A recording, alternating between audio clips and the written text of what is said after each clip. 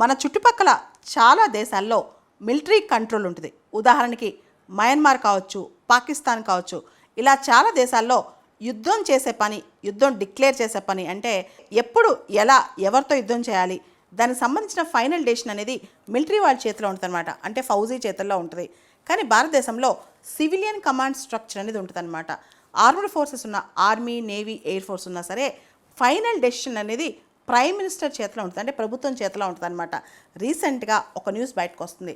Prime minister Narendra Modi గారు ఎప్పుడు ఎవరిపైన ఎలా అంటే మోడ్, టార్గెట్ అండ్ టైమింగ్, ఏ మోడ్లో చేస్తారు, ఏ టార్గెట్తో చేస్తారు, ఏ టైమింగ్లో చేస్తారు, ఎలా రెస్పాండ్ అవుతారు అనేది పూర్తిగా మన సెక్యూరిటీ ఫోర్సెస్కే వదిలేశారని మోడీ గారు ఈ విధంగా వాళ్ళకు ఒక హింట్ ఇచ్చారని తెలుస్తుందన్నమాట. Forces have a free hand to respond to terror అంటే భారతదేశం పైన ఇతర దేశాలు సపోర్ట్ చేసి ఏదైనా టెర్రర్ అటాక్ జరిగినప్పుడు Indian armed forces they are free to respond in the mode, timing and method. ఏ మెథడ్లో చేస్తారు, ఎలా టార్గెట్ చేస్తారు, ఏ మోడ్లో చేస్తారు, ఇంకా వాళ్ళు ఇష్టం అని చెప్పి మోడీ గారు చెప్పినట్టు తెలుస్తుంది. కంప్లీట్గా ఆపరేషనల్ ఫ్రీడమ్ అంటే ఏ విధంగా రెస్పాండ్ అవుతారు, ఏ విధంగా దాని ఆపరేషన్ క్యారీ ఫార్వర్డ్ చేస్తారు, ఇదంతా కూడా వాళ్ళకి ఇచ్చినట్లు, ఆర్మ్డ్ ఫోర్సెస్కి ఇచ్చినట్టు తెలుస్తుంది అనమాట. ఇక్కడ ఒక క్లోజ్ డోర్ మీటింగ్ రీసెంట్గా జరిగినట్లు అర్థమవుతుంది. ముఖ్యంగా దానిలో ప్రైమ్ మినిస్టర్ కావచ్చు, నేషనల్ సెక్యూరిటీ అడ్వైజర్ కావచ్చు, డిఫెన్స్ మినిస్టర్ కావచ్చు, చీఫ్ ఆఫ్ డిఫెన్స్ స్టాఫ్ కావచ్చు, ఆల్ 3 ఆర్మ్డ్ ఫోర్సెస్ చీఫ్స్ కావచ్చు, వీళ్ళందరూ కూడా కలిశారంట. ఇక్కడ మోడీ గారు కంప్లీట్గా ఆర్మ్డ్ ఫోర్సెస్కి ఫుల్ ఫ్రీడమ్ ఇచ్చారంట.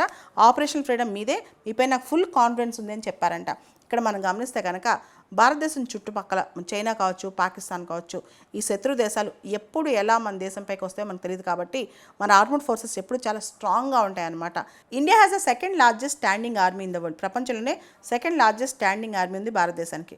ఇక్కడ ప్రైమ్ మినిస్టర్ మోడీ గారు స్పెసిఫిక్గా టెర్రర్ రిలేటెడ్ ఇష్యూస్లో ఆపరేషనల్ ఫ్రీడమ్ కంప్లీట్గా మీకే ఉంటుందని, కంప్లీట్ వార్ఫేర్లో కాదు, 8 దేశాలతో వార్ఫేర్ అని కాదు, ఇక్కడ టెర్రర్ అంటే 8 దేశాలు ఎప్పుడైనా మనకి టెర్రర్ స్పాన్సర్ చేసి మనపైన టెర్రర్ అటాక్ జరిగినప్పుడు అప్పుడు కంప్లీట్ ఫ్రీడమ్ ఉంటుంది, ఆపరేషనల్ ఫ్రీడమ్ అని అర్థం అనమాట. ఇక్కడ భారతదేశంలో చుట్టుపక్కల చాలా దేశాలు, ఆసియాలో, ఆఫ్రికాలో చాలా దేశాల్లో మిలిటరీకి చాలా ఎక్కువ పవర్స్ ఉంటే ఎక్కువ కమాండ్ ఉంటుంది. కానీ ఇండియాలో సివిలియన్ కమాండ్ స్ట్రక్చర్ ఉంటుంది అనమాట. ఏ వార్ఫేర్లో అయినా ఫైనల్ డెసిషన్ మేకింగ్ అనేది గవర్నమెంట్ది, అంటే ప్రధానమంత్రిదే. కానీ భారతదేశంలో ఇప్పుడు మాత్రం టెర్రర్ రిలేటెడ్ ఇష్యూస్లో, ఏదైతే టెర్రరిజం దాని రిలేటెడ్ ఇష్యూస్లో ఎక్కువగా ఇప్పుడు ఆపరేషనల్ ఫ్రీడమ్ అనేది ఆర్మ్డ్ ఫోర్సెస్కి ఇచ్చారనమాట. టెర్రరిజం అనేది ఒక అన్కన్వెన్షనల్ వార్ఫేర్ థ్రెట్ అనమాట. ఎప్పుడు ఏ విధంగా వాళ్ళు అటాక్ చేస్తారో మనకు తెలియదు. కాబట్టి ఆర్మ్డ్ ఫోర్సెస్ కూడా రిటాలియేటరీ పవర్ అనేది, ఏదైతే తిరిగి వాళ్ళపైన ప్రతిదాడి చేసే పవర్ అన్నప్పుడు ఆ టైంలో పర్మిషన్స్ తీసుకుని కంప్లీట్గా గవర్నమెంట్ కంట్రోల్లోకి వాళ్ళు వెళ్ళిపోతే చాలా లేట్ అవుతుంది. కాబట్టి కంప్లీట్గా ఆపరేషనల్ ఫ్రీడమ్ అనేది టెర్రర్ రిలేటెడ్ ఇష్యూస్లో ఆపరేషనల్ ఫ్రీడమ్ అనేది ఆర్మ్డ్ ఫోర్సెస్ దగ్గర ఉంటే మంచిది.